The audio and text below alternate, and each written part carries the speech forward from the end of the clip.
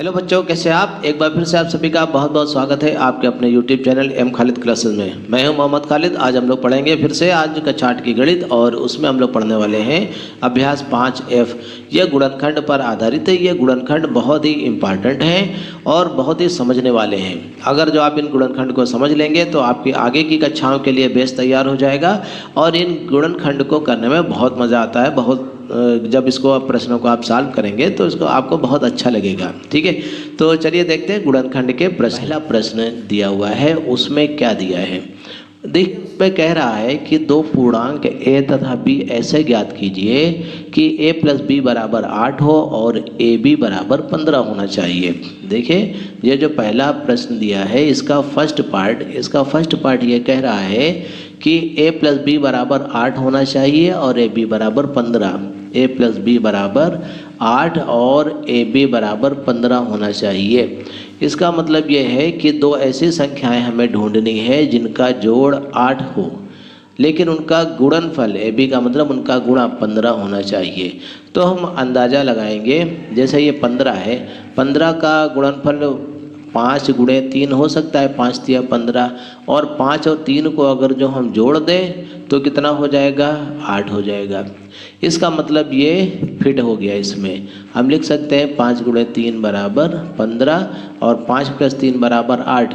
इसका मतलब ये हुआ कि पहली संख्या 5 हो सकती है, दूसरी 3 हो सकती है। पहली 3 दूसरी 5 ऐसे भी लिख सकते हैं, लेकिन प्रायः हम लोग बड़ी संख्या को पहले लिख लेते हैं। तो देखिए, इसमें ज़्यादा कुछ नहीं करना है, आपको थोड़ा हिसाब लगा करके सीधे सीधे लिख देना है। a बराबर कितना होना चाहिए, 5, और b बराबर कितना होना चाहिए, 3। तो 5 गुणे 3 5 तिया 15 हो जाएगा, 5 प्लस 3 8 हो जाएगा। ठीक है, तो ये पहला हल हो गया। इसी तरह से जो सेकंड पार्ट दिया हुआ है इसमें क्या कह रहा है, a प्लस बी बराबर होना चाहिए 13। कितना होना चाहिए, 13, और ए बी जो है ये होना चाहिए 12। ए बी कितना होना चाहिए, 12। तो अब आप सोचिए 12, अगर जो आप ऐसी संख्याएं दो लीजिए जिनका गुणनफल 12 हो लेकिन जिनका जोड़ 13 हो, तो ऐसी संख्या क्या हो सकती है, थोड़ा सोचिए।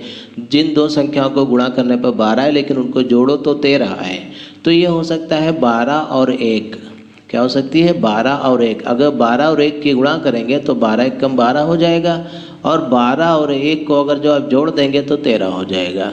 तो इसका मतलब ये हुआ कि पहली संख्या a बराबर हो सकती है 12 और b बराबर हो सकती है 1। 12 और 1 हो सकती है। ठीक है, तो ये आपको अंदाज़ा लगाना है, थोड़ा सोचना है इसमें। इसी तरह से जो थर्ड प्रश्न दिया हुआ है तीसरा वाला, इसमें कह रहा है a प्लस बी बराबर 1 होना चाहिए। a प्लस बी बराबर 1 होना चाहिए, और जो ए बी होना चाहिए वो होना चाहिए माइनस का 20। अब देखिए, माइनस वाली जब संख्याएं आ जाएंगी तब आपको थोड़ा और दिमाग लगाना होगा और सोचना होगा। तो यहाँ पर देखिए माइनस का 20 होना चाहिए। माइनस 20 को अगर जो हम ऐसे जनरली दो टुकड़े बनाएं तो 5 और 4, 5 चक्कू 20 होता है। लेकिन अगर जो हमें माइनस 20 करना है तो इनमें से एक हम माइनस की कर देंगे। चाहे 5 को माइनस कर दीजिए, चाहे 4 को कर दीजिए। अगर जो हम 5 को माइनस का कर देते हैं, 4 को प्लस का कर देते हैं, तो अगर जो हम इनको जोड़ेंगे -5 और +4 तो आएगा -1।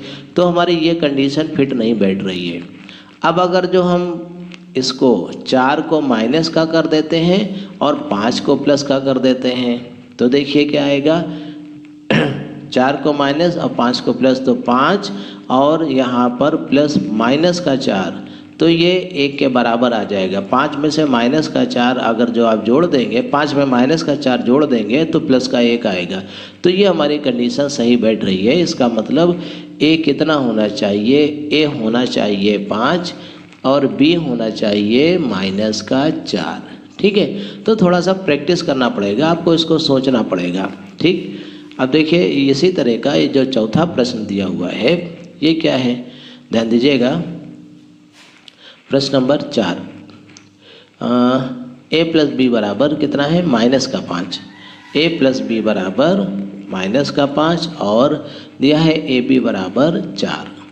अब देखिए सोचिए, तो क्या संख्या हो सकती है? जैसे 4 के गुणनखंड क्या हो सकते हैं? 2 दूना 4 हो सकता है, 2 2 जोड़ेंगे तो 5 नहीं आ रहा है, तो 4 एकम 4 वाली संभावना बन सकती है। जैसे 4 और 1 से बन सकता है, 4 और 1 लिया तो 4 एकम 4 हो जाएगा, लेकिन 4 और 1 को जोड़ेंगे तो माइनस का 5 होना चाहिए। ठीक है, तो अगर जो ऐसा करें दोनों माइनस माइनस के ले लें, माइनस का 4 ले लें और माइनस का 1 ले लें, तो जोड़ेंगे तो माइनस के 5 आ जाएंगे।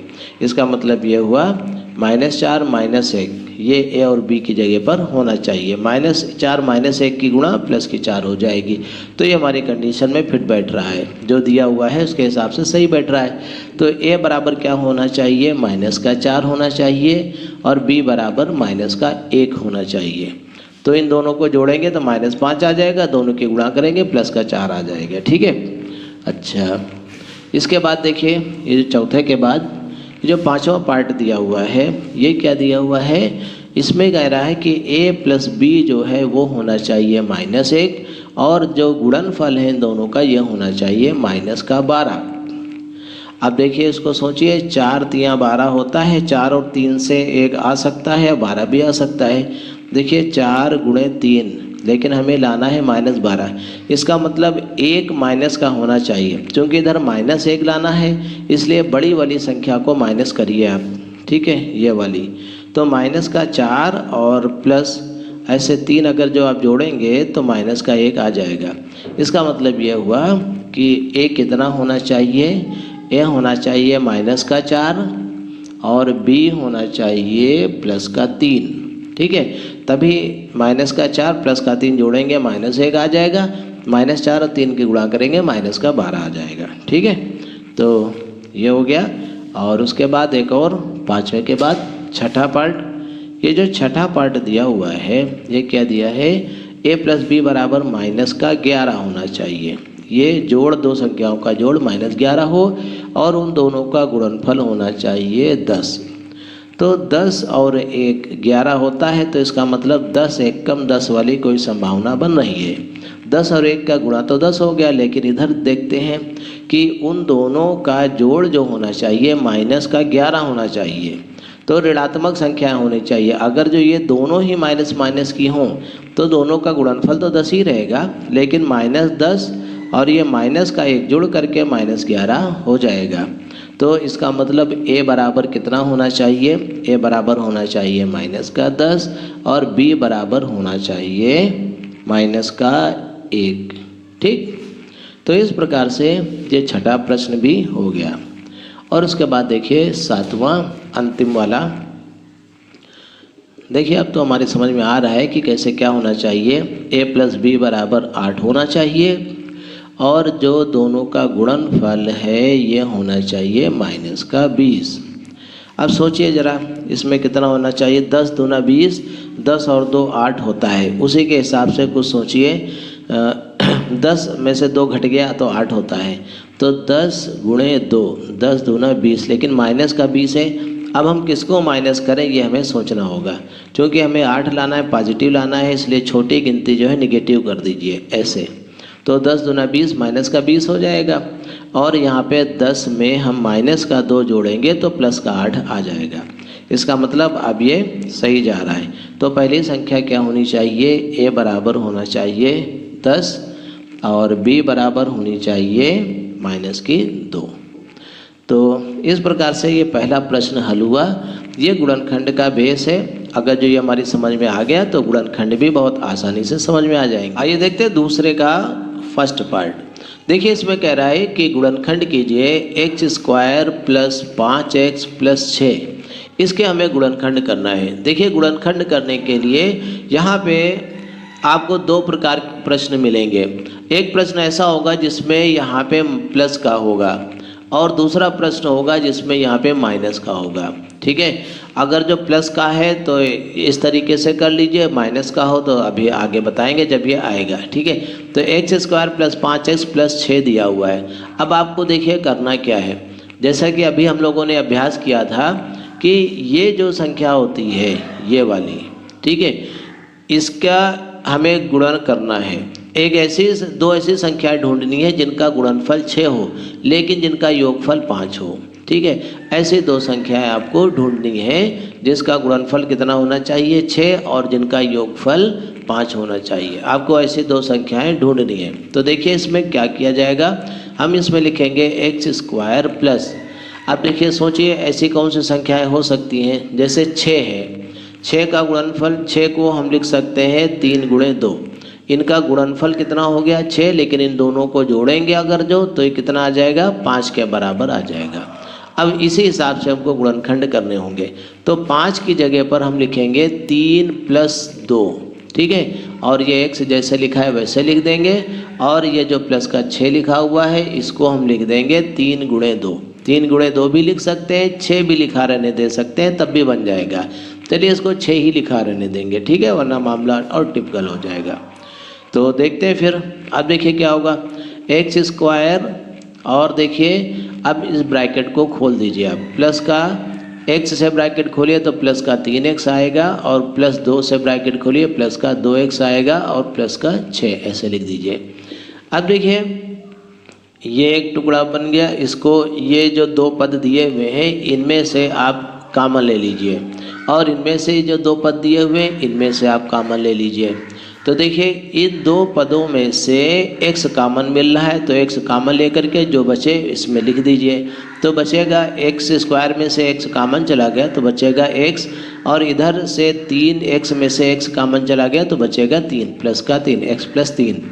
इसी तरह से यहाँ पर प्लस का 2 ये कॉमन ले लीजिए, क्योंकि 2 से ही कट सकता है, 2 से 6 भी कट जाएगा, तो x + 2 × 6 तो 3 आएगा, ठीक है। यहाँ पे कॉमन लेने का मतलब भाग होता है, ये आप सबको पहले से पता है। देखिए दोनों ब्रैकेट में एक जैसा जो है बचना चाहिए, ये जो व्यंजक बचेगा इसके भीतर वो एक जैसा होना चाहिए। अब एक पद ये माना जाएगा, प्लस करके दूसरा पद ये माना जाएगा।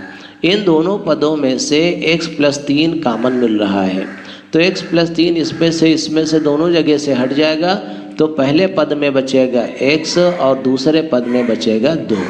तो इस तरह से ये इसके गुणनखंड हो गए x + 3 और x + 2, यही हमारा उत्तर हो गया। जो दूसरे का सेकंड पार्ट दिया हुआ है, ये दिया हुआ है q² + 6q + 8। देखिए इसके गुणनखंड करने हैं, इसके लिए हमें 2 ऐसी संख्याएं सोचनी है कि जिनका गुणनफल 8 हो लेकिन उनको जोड़ें तो 6 आ जाए, ठीक है। क्या सोचना है हमें, 8 के ऐसे 2 टुकड़े करो कि जिनका गुणनफल तो 8 हो लेकिन जिनका जोड़ 6 हो। तो हम लिख सकते हैं 4 और 2, 4 और 2 को अगर जो हम जोड़ेंगे तो 6 आ जाएगा, 4 और 2 की गुणा करेंगे तो कितना हो जाएगा 8 हो जाएगा, ठीक है। तो इससे इसके गुणनखंड इस प्रकार से हो जाएंगे। चलिए देखिए यहाँ पे लगा देते हैं, उधर भी लिख सकते हैं। देखिए q² + 6 की जगह पर हम लिख सकते हैं 4 + 2, 6 को हम क्या लिख सकते हैं 4 + 2, और ये q जैसे लिखा था वैसे लिख दिया, प्लस 8 को हम लिख सकते हैं 4 गुणे 2, ठीक। 8 भी लिखा रहने देंगे तो भी चलेगा, 4 गुणे 2 लिख करके भी एक बार लगा के देख लीजिए, ऐसा भी आ जाता है। q² + 4 और q की गुणा करिए 4q, और 2 और q की गुणा हो जाएगी प्लस का 2q + 4 गुणे 2 ऐसे। अब देखिए ये इन दोनों में से एक कॉमन ले लीजिए, जो कुछ मिल रहा हो, इन दोनों में से जो कुछ मिल रहा हो वो कॉमन ले लीजिए, ठीक है। तो इन दोनों में से देखिए इन 2 पदों में से कॉमन मिल रहा है हमें q, तो क्या बचेगा q + 4 बचेगा। इन दोनों में से क्या कॉमन मिल रहा है, इन दोनों में से हमें 2 कॉमन मिल रहा है, तो क्या बचेगा q + 4, ठीक है। तो देखिए तो एक ब्रैकेट में q + 4 लिख दीजिए और अगले ब्रैकेट में q + 2 लिख दीजिए, क्योंकि q + 4 दोनों में से कॉमन हो गया, q + 2 बचा, तो ये हमारा उत्तर हो गया। इस तरह से गुणनखंड आसानी से हो जाएंगे। चलिए देखते हैं, और इसके बाद इसका जो थर्ड पार्ट दिया हुआ है वो,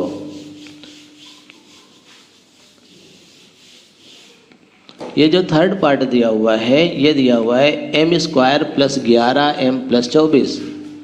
थर्ड पार्ट जो है m² + 11m + 24। तो इसमें 24 के ऐसे 2 टुकड़े करिए कि जिनका गुणा तो 24 हो लेकिन जोड़ उसका 11 हो।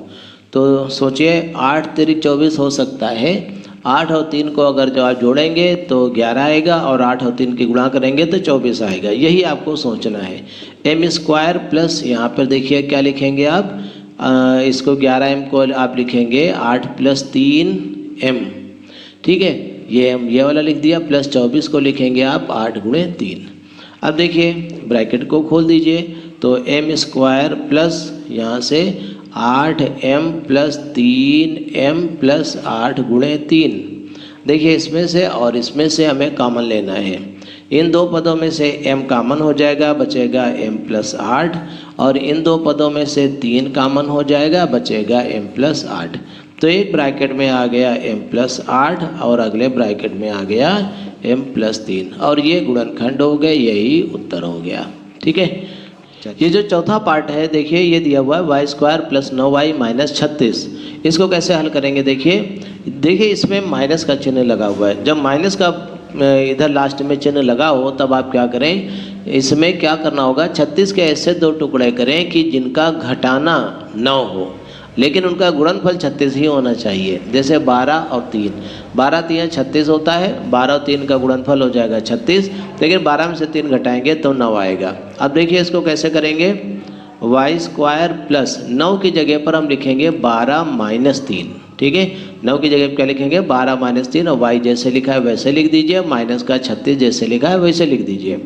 अब देखिए क्या करेंगे, y², y से ब्रैकेट खोलिए, प्लस के 12y और प्लस माइनस की गुणा हो गई माइनस के 3y, और ये माइनस का 36। 36 को 12 × 3 भी लिख सकते हैं, वरना 36 ही लिखा रहने दीजिए तो भी चलेगा। देखिए अब इन दोनों में से कॉमन लीजिए, इन दोनों में से कॉमन ले लीजिए। इन दोनों में से हमें y कॉमन मिल जाएगा, तो हम लिख देंगे, बचेगा क्या, y + 12 बचेगा। इन दोनों में से क्या कॉमन मिलेगा, देखिए दोनों में माइनस का चिन्ह है, इसलिए आप माइनस का चिन्ह कॉमन लेंगे, और 3 से 36 कट सकता है, इसलिए 3 को आप कॉमन लेंगे, तो माइनस का 3 कॉमन हो गया। यहाँ पे बचेगा y, और जब माइनस कॉमन लेंगे तो अंदर के चिन्ह बदल जाएंगे, ये माइनस का था प्लस का हो चुका है, ये भी माइनस का है, ये भी प्लस का हो जाएगा। 3 से 36 को भाग करिए तो 12 आएगा, इसलिए यहाँ पे 12 बचेगा। देखिए दोनों ब्रैकेट में जो इसमें सेम बचना चाहिए। चलिए तो एक जैसा बचा है, तो अब ये इसमें से और इसमें से, इन दोनों पदों में से y + 12 कॉमन हो जाएगा। y + 12 हमने एक ब्रैकेट में लिखा और अगले ब्रैकेट में लिखा y - 3, ये गुणनखंड हो गए, ये उत्तर हो गया। पांचवा पार्ट है ये वाला। ये जो पांचवा पार्ट है ये कह रहा है a² + 3a - 10, इसके गुणनखंड करने हैं।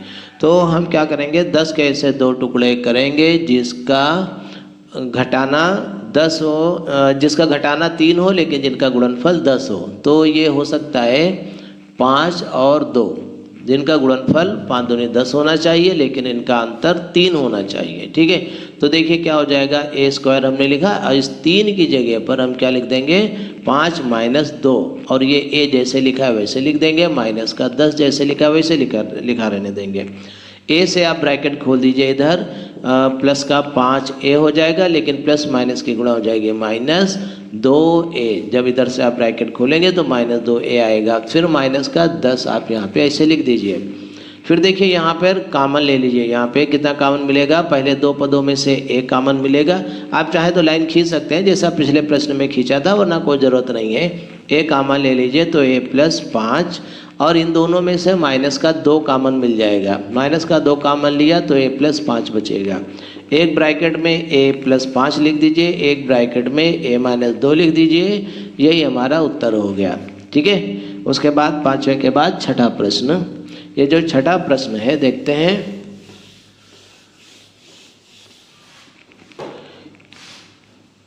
ये जो छठा प्रश्न दिया हुआ है ये दिया हुआ है k² - 11k - 102। ठीक है, k² - 11k - 102। देखिए ये छठा प्रश्न है। तो छठे प्रश्न में हम क्या करेंगे, देखिए 102 दिया हुआ है, तो 102 मान लीजिए हमारी समझ में नहीं आ रहा है कि 102 के क्या 2 टुकड़े होंगे जिनको घटाने पर 11 आ जाए, तो मान लीजिए हमारी समझ में नहीं आ रहे, तो क्या करेंगे, देखिए 102 के गुणनखंड कर दीजिए, 2 × 5 = 10, 2 × 1 = 2। ठीक है, और फिर अब ये 3 से कटेगा 17 आएगा और फिर 17 से कटेगा, तो ये हमारे बन गया। अच्छा, इससे अंदाज़ा लगाइए 17 3 दूनी 6 और 17, तो 6 और 17 से हो सकता है, ठीक है। ये 17 हो गया, ये 3 दूनी 6, एक में ले लीजिए, तो 102 का मतलब हुआ 17 और 6, 17 छक्का 102 और 17 में से 6 घट जाएगा तो 11 बचेगा। एक ये भी तरीका होता है, इससे भी आप अंदाज़ा लगा सकते हैं। देखिए क्या होगा, के स्क्वायर माइनस और यहाँ पर ब्रैकेट लगा दीजिए, तो यह आएगा 17 माइनस 6 के और माइनस का 102 ऐसे, ठीक है। फिर देखिए के स्क्वायर माइनस ब्रैकेट खोल दीजिए के से, तो माइनस के 17 के माइनस माइनस के गुणा प्लस 6 के और माइनस का 102, ठीक है। अब देखिए इन दोनों पदों में से आप के कॉमन ले लीजिए, तो बचेगा के माइनस 17 और इन दोनों पदों में से प्लस का 6 कॉमन ले लीजिए, तो आएगा के माइनस 6 कम 6 सत्ते वाले 17 बचेगा। मतलब 6 से हमें भाग करना होता है, कॉमन लेने का मतलब भाग करना। तो एक ब्रैकेट में आ गया के माइनस 17, एक ब्रैकेट में आ गया के प्लस 6, यही हमारा उत्तर हो गया। देखते हैं 7वां पार्ट। ये जो 7वां पार्ट दिया हुआ है P square minus 5p plus 176। देखिए 176 के ऐसे 2 टुकड़े करिए कि जिनका घटाना 5 हो और उनका गुणनफल 176 आ जाए। मान लीजिए हमारी समझ में नहीं आ रहा है, क्या करें, तो हम इसके पहले गुणनखंड कर देंगे। देखिए 2 अट्ठे 16, 2 अट्ठे 16 ऐसे लगा, फिर 2 से काटिए 44 आएगा, फिर 2 से काटिए 22 आएगा, फिर 2 से काटिए 11 आएगा, ये आ गया। अब अंदाज़ा लगाइए ज़रा कि क्या हो सकता है। देखिए इन सभी का अगर जो आप गुणा कर लेंगे तब तो 176 आएगा ही, ठीक है। इसका मतलब इन्हीं में से हमको संख्या बनानी है, लेकिन उनका अंतर 5 होना चाहिए, ठीक है। उनको अगर जो आप घटाएं तो क्या होना चाहिए, 5 होना चाहिए। अब जरा इसमें से अंदाज़ा लगाते हैं कि क्या संख्या हो सकती है। देखिए 2 दूनी 4, 4 दूनी 8, 8 दूनी 16। अगर जो हम ये 16 ले लें और ये 11 को अलग ले लें तो 16 और 11 का अंतर 5 हो जाएगा, ठीक है। तो इससे हमारे समझ में आ गया कि संख्या 16 और 11 हो सकती है, क्योंकि 16 और 11 का गुणा करेंगे तब तो 176 आएगा ही, लेकिन 16 में से 11 घटा देंगे तो 5 आ जाएगा।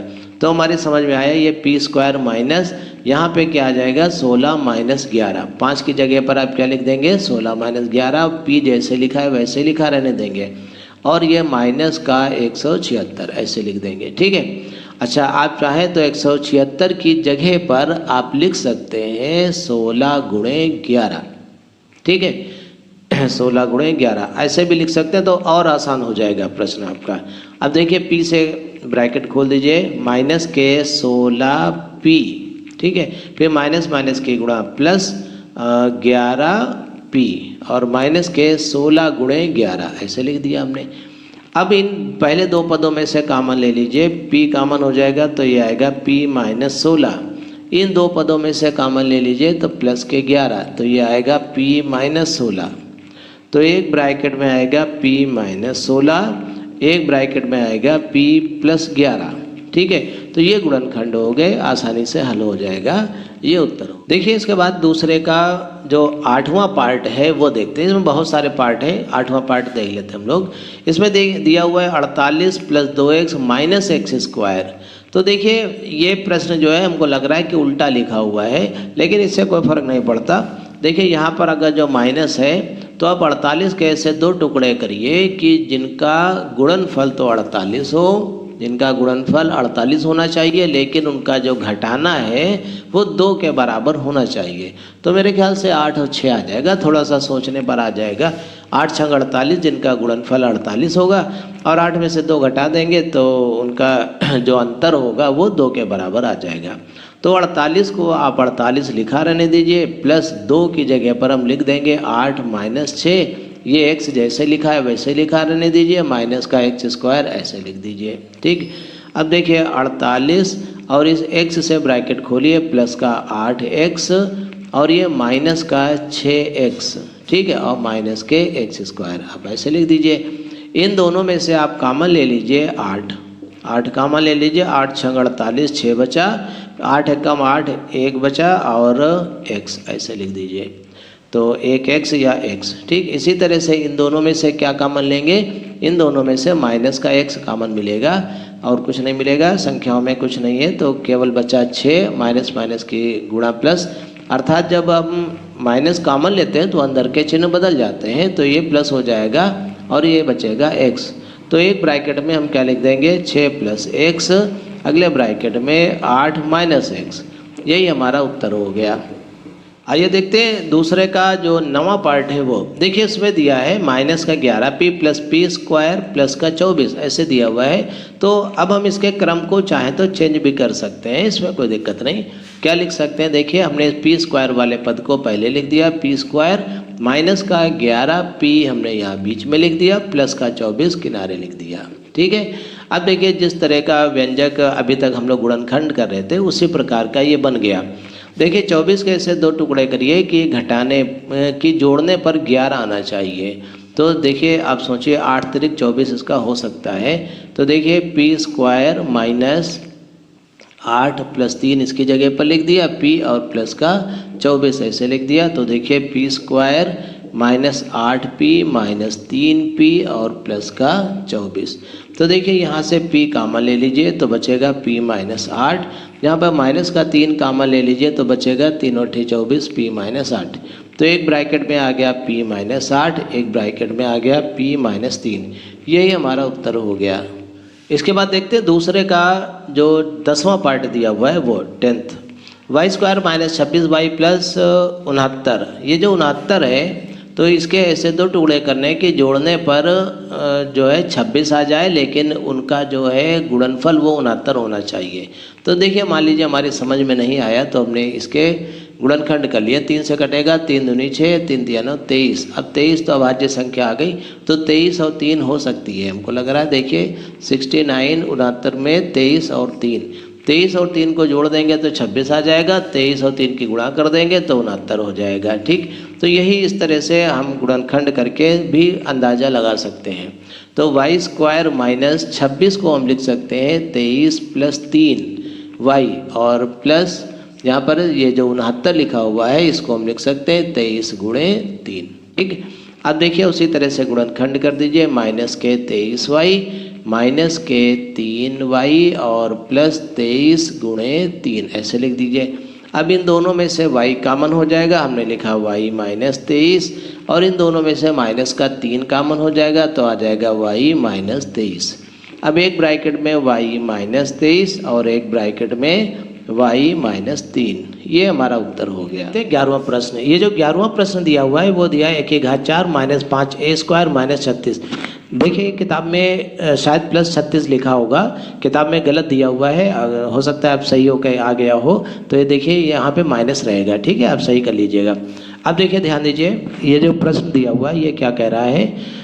सबसे पहले 1/4 दिया है। अभी तक जो हम लोग लगाते थे उसमें यहाँ पर घात 2 वाला बनता था और यहाँ पर कोई घात नहीं थी, तो उसमें उस रूप में कन्वर्ट करने के लिए इसको हम ऐसे भी लिख सकते हैं, माना 1/2 बराबर कोई नया चर मान लीजिए x। ठीक है, तो यहाँ पर 1/4 है, यहाँ पर आ जाएगा x⁻2 -5 1/2 की जगह पर आ जाएगा -5x और ये -36।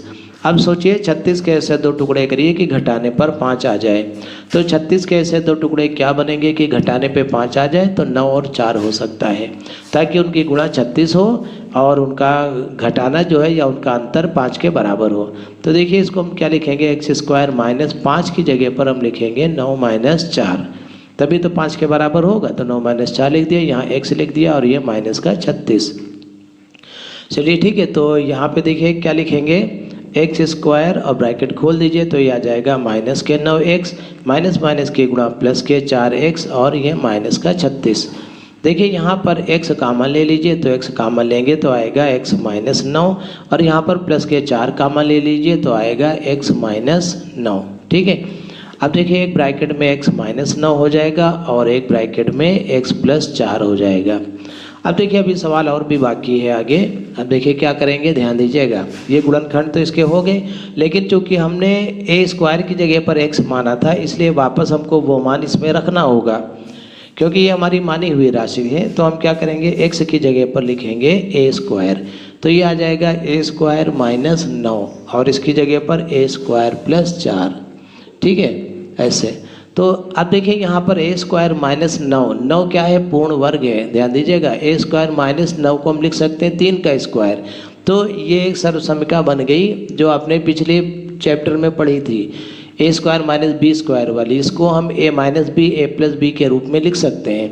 तो इसको लिख देंगे ए माइनस 3 और ए प्लस 3, और ये ए स्क्वायर प्लस 4 जैसे लिखा था वैसे लिख देंगे। तो इस तरह से ये हमारा उत्तर हो जाएगा।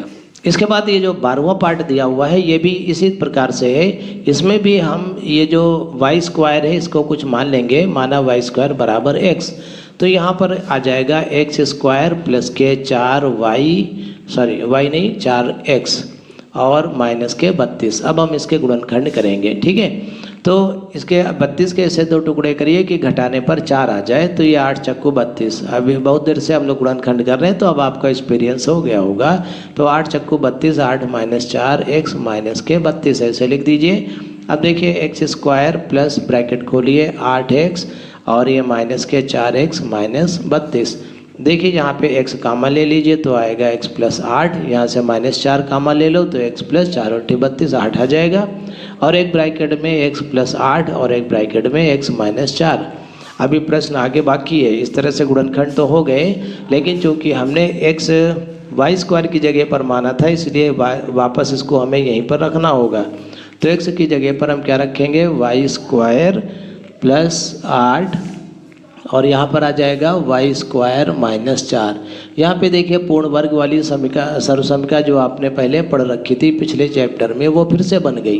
तो वाई स्क्वायर माइनस 4 को लिख सकते हैं 2 का स्क्वायर, तो एक ब्रैकेट में वाई स्क्वायर प्लस 8 और यहाँ पर एक ब्रैकेट में वाई माइनस 2 और एक ब्रैकेट में वाई प्लस 2।